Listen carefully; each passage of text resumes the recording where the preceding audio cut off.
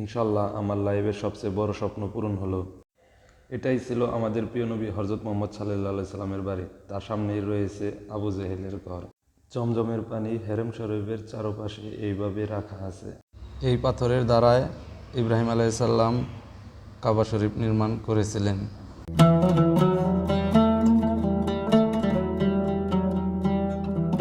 পৃথিবীতে জান্নাতের একটি জায়গায়, সেটি হলো এই জায়গায়। ইনশাল্লাহ এই জায়গায় ঢোকার পারমিশন পেয়েছি। আসসালামু আলাইকুম সবাইকে। আমি এখন আছি দুবাই। ইনশাল্লাহ এখন বাজে সকাল 6:45, 25 তারিখ অক্টোবর মাস 2023। এখন আমি আছি দেরা দুবাই গোল্ড শু হায়াত এজেন্সির সামনে। এইখান থেকে আজকে যাব আমি সৌদি। আমার লাইফের সবচেয়ে বড় স্বপ্ন পূরণ হতে যাচ্ছে। আর গাড়ি ছেড়ে দিল 9টায় সকাল। এখন বাজে প্রায় 1:30টার মতো। আমরা নামাজ পড়ার জন্য নেমে পড়ছি গাড়ির থেকে। খাবার নিয়ে নিলাম, খাবারগুলো বাসে বসে খেলাম। তো আবার যাত্রা শুরু হলো আমাদের। মজার বিষয় হচ্ছে আমরা কিন্তু যাচ্ছি বাসে দুবাই টু সৌদি আরব। আর এই জায়গাটি হচ্ছে immigration Dubai. Dubai border cross করলাম। এখন আমরা আছি সৌদি ইমিগ্রেশন, বর্ডার ইমিগ্রেশন। আর এই জায়গার থেকে পাসপোর্টে আমাদের সিলমোহর নিতে হবে একটি। তো আমার সিলমোহর নেওয়া শেষ ইনশাল্লাহ।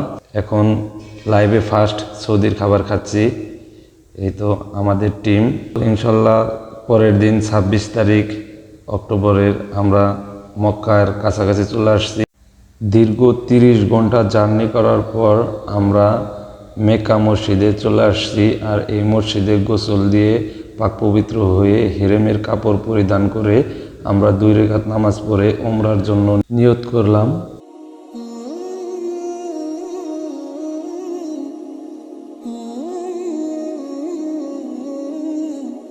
লাব্বাইক আল্লাহুম্মা লাব্বাইক, লাব্বাইক লা শারীকা লাক লাব্বাইক, ইন্নাল হামদা ওয়ান নি'মাতা লাকা ওয়াল মুলক লা শারীকা লাক।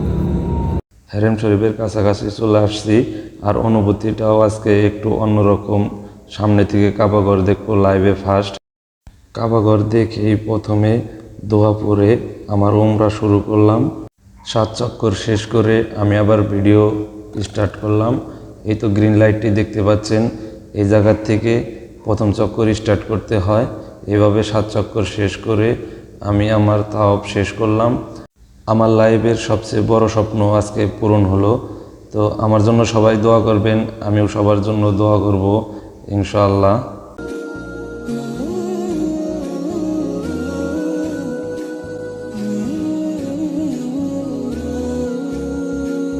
কাবাঘরের সাথেই রয়েছে মাকামে ইব্রাহিম।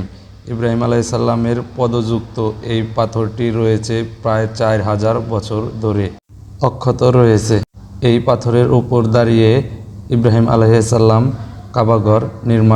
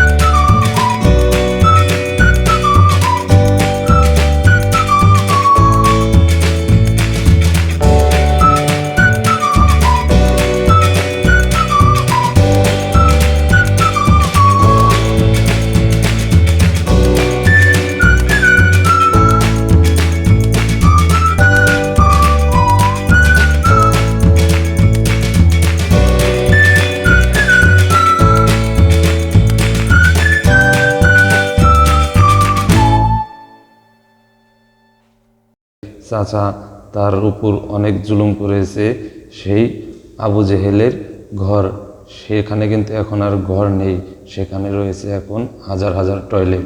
দীর্ঘ 5 দিন মক্কায় থাকার পর ডাক পড়ে গেল মদিনায় যাওয়ার জন্য। মদিনায় চলে আসলাম। এটি হচ্ছে মসজিদে নববীতে ঢোকার প্রবেশ পথ। এই তো আমরা ভিতরে প্রবেশ করলাম। মসজিদে নববী মোহাম্মদ কর্তৃক প্রতিষ্ঠিত মসজিদ, যা বর্তমান সৌদি আরবের মদিনায় অবস্থিত। গুরুত্বের দিক থেকে মসজিদুল হারামের পর মসজিদে নববীর স্থান।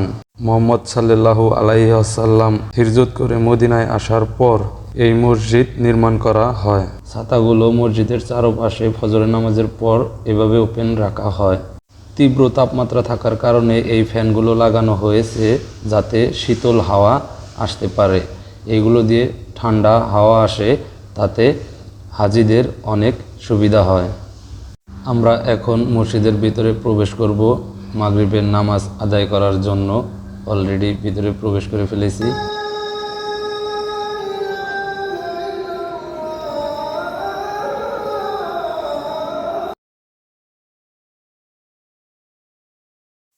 আসসালামু আলাইকুম।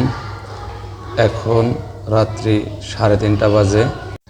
তো ইনশাল্লাহ মদিনায় জান্নাতের যে জায়গাটি রয়েছে সেই জায়গায় ঢোকার জন্য পারমিশন পেয়েছি। এখন আমি ঢুকবো। মসজিদে নববীর ভেতরে একটা জায়গা আছে, তার নাম রিয়াজুল জান্নাত। আর এই জায়গাটির ভেতরেই এখন আমি উপস্থিত আছি। জায়গাটি নবীজির রওজা মুবারকের সাথেই। আর এই রিয়াজুল জান্নাতকে জান্নাতের বাগান বলা হয়েছে। এই স্থানে নামাজ পড়া অতি উত্তম।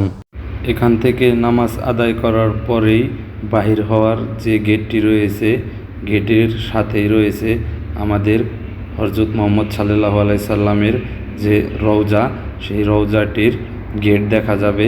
প্রথমেই রয়েছে আমাদের হযরত মুহাম্মদ সাল্লাল্লাহু আলাইহি সাল্লামের রওজার গেটটি। তার পাশেই রয়েছে 2 খলিফার, মাঝখানে আবু বকর রাদিয়াল্লাহু তাআলা ও সর্ব ডান পাশেই রয়েছে ওমর রাদিয়াল্লাহু তাআলা। মসজিদে নববীর পাশেই রয়েছে জান্নাতুল বাকি। আর এখন আমরা সেখানেই যাচ্ছি।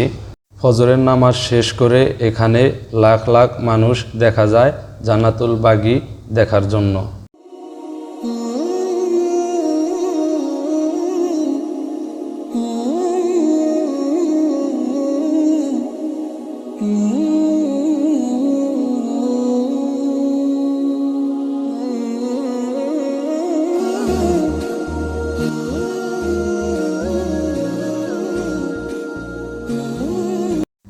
আজকে পবিত্র শুক্রবার নভেম্বর 3 তারিখ। আর জুম্বার নামাজ আদায় করেই আমরা আবার দুবাইয়ের উদ্দেশ্যে রওনা হব ইনশাআল্লাহ। নবীর দেশে এসে মক্কা মদিনায় সফর করায় আল্লাহ তাআলার কাছে হাজার হাজার শুকরিয়া জ্ঞাপন করছি। আর আমার জন্য সবাই দোয়া করবেন। আর এই ভিডিওতে যদি কোনো ভুল ত্রুটি থাকে বা ভুল কিছু বলে থাকি, সবাই আমাকে ক্ষমা দৃষ্টিতে দেখবেন।